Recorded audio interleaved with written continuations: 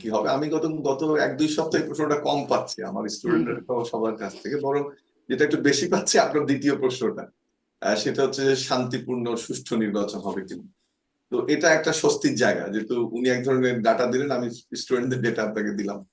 স্বস্তির জায়গা আছে। এখন ওইটা কম বলছে যে নির্বাচন কি হবে। এই আমার ধারণা, আহ, এখন আমিও বিশ্বাস করি যে নির্বাচন হবে। এটা নানান কারণ আছে, তার মধ্যে মূল কারণ তো অর্থনৈতিক সামাজিক অস্থিরতা, রাজনৈতিক অস্থিরতা থেকে আমরা বেরোতে চাই, সেটা মূল কারণ।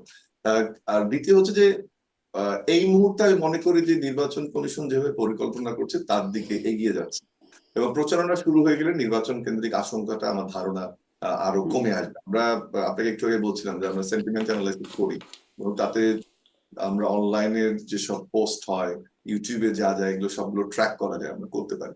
সেখানে কিন্তু এই যে আলোচনাটা আপনি আনলেন, নির্বাচনের যে অনিশ্চয়তার যে আলোচনা, সেটা গ্রাফ আস্তে আস্তে কমছে আসলে, আমি যেটা দিয়ে আপনাকে বলছি।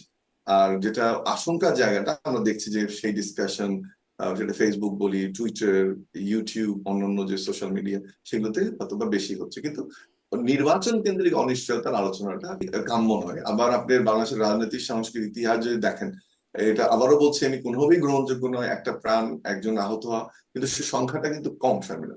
আর যে ঘটনাগুলো ঘটছে প্রেক্ষিতে যে আপনি দেখেন, যেমন জামাত নেতার ঘটনাটা অনলাইনে একদম আসলো, পরে আমরা আরেকরকম দেখলাম। আমি সবার ওই পরিবারের প্রতি সমবেদনা রেখেই বলছি, কিন্তু তদন্ত করতে হবে, নিশ্চয়ই অন্যান্য কারণ থাকবে, স্পেসিফিক কারণ থাকবে। কিন্তু আমাদেরও দায়িত্ব কিন্তু একটা আছে, আমরা মিডিয়াতে যারা কথা বলছি, যে এইসব হত্যাকাণ্ড, এইসব ঘটনাকে যেন নির্বাচনের দোলাচলে এনে নির্বাচনকে অনিশ্চয়তার দিকে একটা প্রশ্নবোধক চিহ্ন তৈরি করে না দেয়, সেদিকে মিডিয়ারও একটা ভূমিকা রাখতে। গণতান্ত্রিক উত্তরণ দরকার। বলি, আমি সম্প্রতি রংপুর থেকে আসলাম আমাদের দেশের বাড়িতে। ঢাকায় বসে আপনারা যেমন নির্বাচন দেখছেন, এলাকায় কিন্তু আপনি আমেরিকাতে, আমি জানি না আলম ভাই গেছেন কিনা, ওখানে কিন্তু আমি নির্বাচনের একদম মানে পুরো জমজমাট নির্বাচন দেখছি আমি। না না না, আমি এটা আমি আপনার প্রসঙ্গটা তুলেছেন, এটা খুবই দুঃখজনক। আমি খুব নিউট্রাল ভিউ থেকে বলছি যে একাডেমিক হিসেবে আপনি তফসিল ঘোষণার পরে এটা এক ধরনের, আমি কন্টেম অফ কোর্ট হয়, বাট এখানে এই শব্দটা বলবো না, কন্টেম অফ ভ্যালুজ অথবা নর্মস আর স্ট্যান্ডার্ড, আপনি এটা বলতে পারেন না।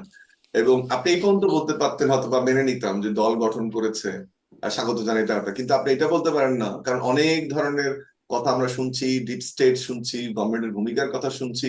তখন যখন আপনি বলবেন যে অনেকে জয়ী হয়ে আসবে, এই অনেকে জয়ী হওয়ার নিশ্চয়তা আপনি কিভাবে দিচ্ছেন? How do you know that? এবং উনি নিশ্চিত শব্দটা ব্যবহার করছেন, আপনি এই প্রসঙ্গটা আনলেন। এরপরে আরেকটা টক শোতে যাচ্ছে, আমার কাছে বলে রাখা হয়েছে যে এই প্রসঙ্গে আলোচনা করবে। সো এটা কোনোভাবেই কাম্য নয়, এবং এই জিনিসগুলোই কিন্তু সমস্যা তৈরি করবে। কারণ এটার জন্ম এমন একটা আতুর ঘরে, এই সংগঠনটির, সেটা একটা প্রশ্ন রয়ে গেছে, নানান রকম কথা হচ্ছে, এর মধ্যে এই ধরনের বক্তব্য এই সংগঠনের জন্য ক্ষতিকর। তবে এই জোটবদ্ধ হওয়ার পরে এই কটা কথা ওনার বলা উচিত ছিল, যে যাদের সাথে জোটবদ্ধ হলো, আমি জামাত ইসলামের কথা সরাসরি বলছি, যে আদৌ এটার অপমৃত্যু ঘটলো কিনা, বা এই যে দান্দিকতা, স্বাধীনতা, অনেক বড় বড় কথা, দ্বিতীয় রাষ্ট্র তৃতীয় রাষ্ট্র, সেটা গিয়ে আবার যাদের সঙ্গে জোট বাঁধলো, তাদের যে চেহারা আমরা দেখছি, এবং নারী কথা বললেন, একজনকে নমিনেশন দিয়েছে, সেটাই বা দলটার অস্তিত্ব ভবিষ্যতে কিভাবে টিকে থাকবে, এটা একটা প্রশ্নবোধক চিহ্ন। এই অবস্থা না, প্রধান উপদেষ্টার বক্তব্যের ব্যাপারে তো মামুন একদম ক্লিয়ারলি এটাকে ব্যবচ্ছেদ করেই দিয়েছেন। সুতরাং ওনার বক্তব্য আর আমার বক্তব্য একই, যে প্রধান উপদেষ্টা এইভাবে এটা বলতে পারেন না, কেন উনি এখন একটা, যেহেতু নির্বাচন দিয়েছেন, উনি কোন দলের প্রতি কিছুটা স্নেহ প্রকাশ পায়, এটাও উনাকে অ্যাভয়েড করতে হবে। এখন উনি তো অনেক কথা বলেন, সুন্দর করে কথা বলেন, এখন উনার যেটা মনে আসছে সেটাই বলছেন।